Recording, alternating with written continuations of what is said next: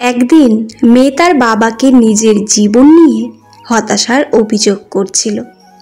বলেছিল সে আর পারছে না, সে জানে না কিভাবে কি করতে হবে। লড়তে লড়তে সে আজ ক্লান্ত। এই যেন একটি সমস্যা শেষ হলো আরেকটি হাজির হওয়া। মেয়েটির বাবা পেশায় একজন রন্ধনশিল্পী। মেয়ের হতাশার কথা শুনে তিনি মেয়েকে রান্নাঘরে ডেকে আনলেন। তারপর 3টি পাত্রে পানি ভর্তি করে তা আগুনের ওপর বসিয়ে দিলেন। যখন পাত্র 3টিতে বলক আসলো, তখন তিনি একটিতে আলু, একটিতে ডিম আর অন্য একটিতে কফি ঢেলে দিলেন। এভাবে আরও কিছুক্ষণ সিদ্ধ হতে থাকলো। মেয়ের সাথে কোনো কথা বললেন না। অপরদিকে মেয়ে অধৈর্য হয়ে দেখে যাচ্ছিল বাবা কি করছিল।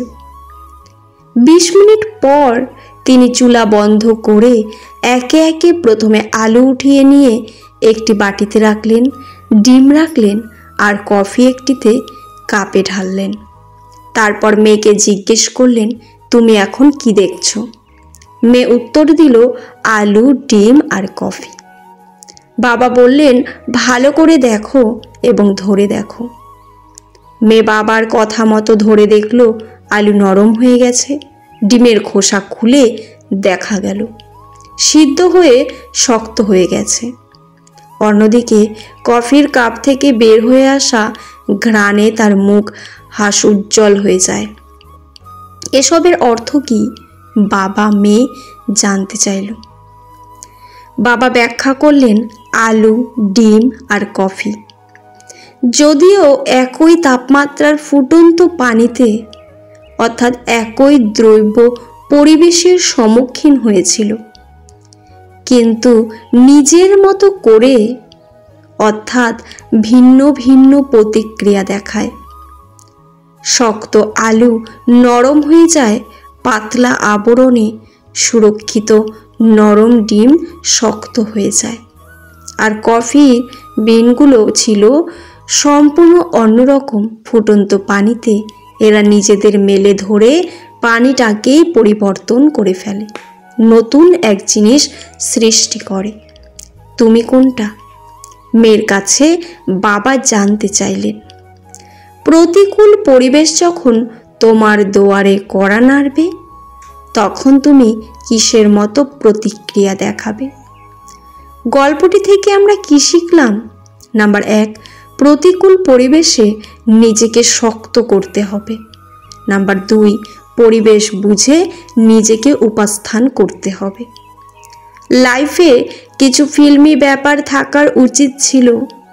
এই যেমন কাউকে খুব মিস করছি আর সে বুঝে গেল ব্যাপারটা, মুখে বলা লাগলো না। এটা আসলে খুব পেইনফুল। মিসও করছি, আবার বলতেও ইচ্ছে হচ্ছে না। মেয়েদের 3য় নয়ন থাকে। এই নয়নে সে প্রেমে পড়া বিষয়টি চট করে বুঝে ফেলে। পুরুষের খারাপ দৃষ্টিও বোঝে। মুরব্বী কোনো মানুষ মা মা বলে পিঠে হাত বুলাচ্ছে, সে স্পর্শ থেকেও সে বুঝে ফেলে মা ডাকের অংশে ভেজাল কতটুকু আছে।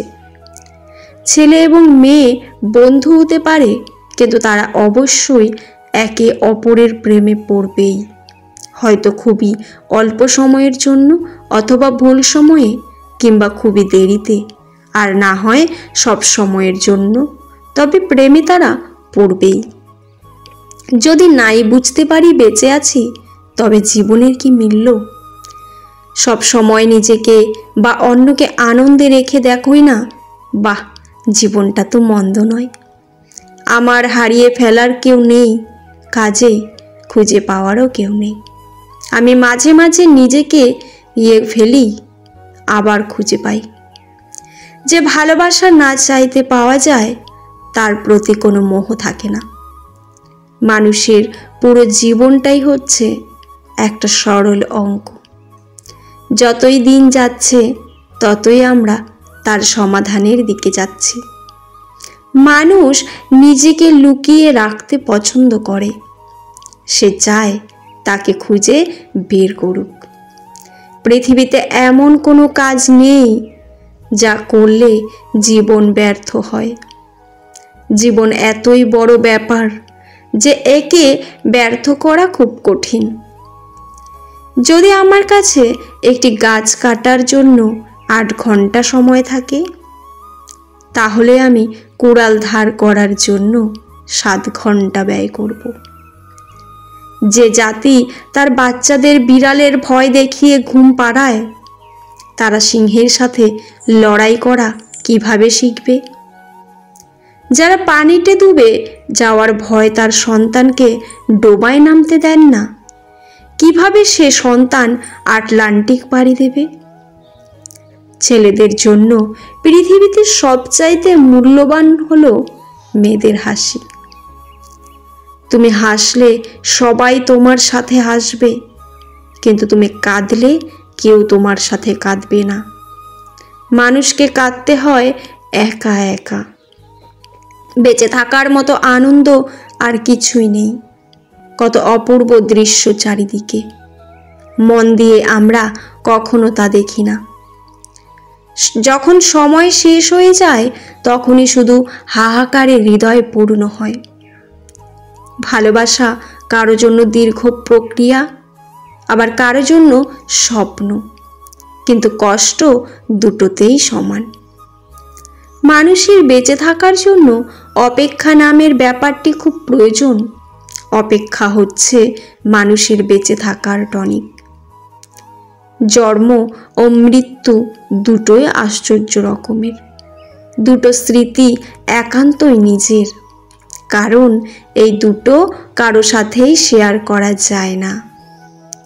যে রাগের সঙ্গে সামান্যতম হলেও ভালোবাসা মেশানো থাকে, সেই রাগ মেয়েদের রূপ বাড়িয়ে দেয়। বিয়ে একটা জুয়ো খেলা। পুরুষ বাজি রাখে স্বাধীনতা, আর নারী বাজি রাখে সুখ। নিজেকে নিয়ন্ত্রণ করো, তারপর অন্যকে অনুশাসন করো।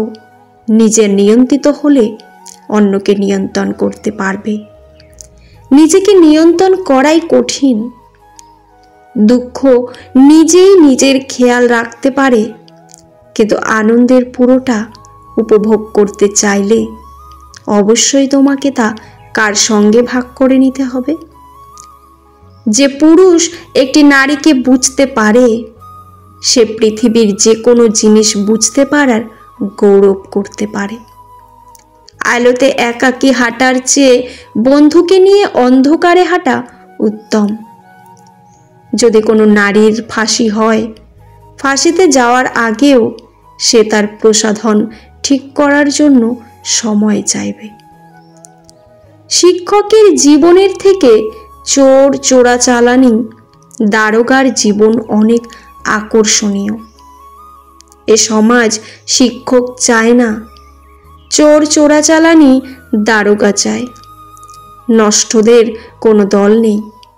এরা স্বার্থের জন্য সকল পরিচয়েই পরিচিত হতে চায়, যা তাদের স্বার্থের অনুকূলে যায়।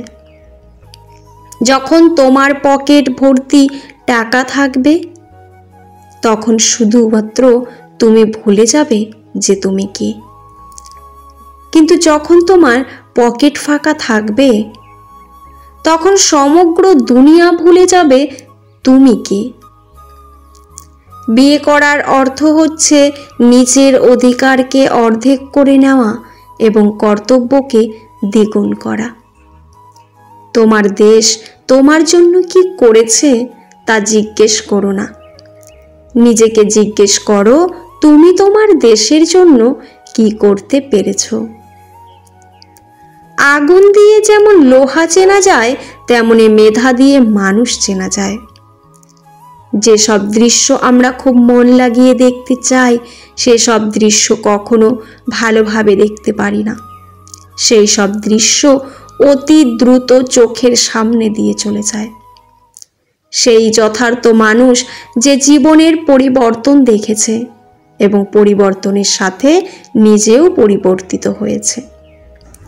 অন্যকে বারবার ক্ষমা করো, কিন্তু নিজেকে কখনোই ক্ষমা করো না। ভিডিওটি ভালো লাগলে চ্যানেলটি সাবস্ক্রাইব করে পাশে থাকবেন। পুরো ভিডিওটি দেখার জন্য আপনাদের অসংখ্য ধন্যবাদ। ভিডিওর শেষে জয় শ্রীকৃষ্ণ লিখতে ভুলবেন না। ভালো থাকবেন। ধন্যবাদ।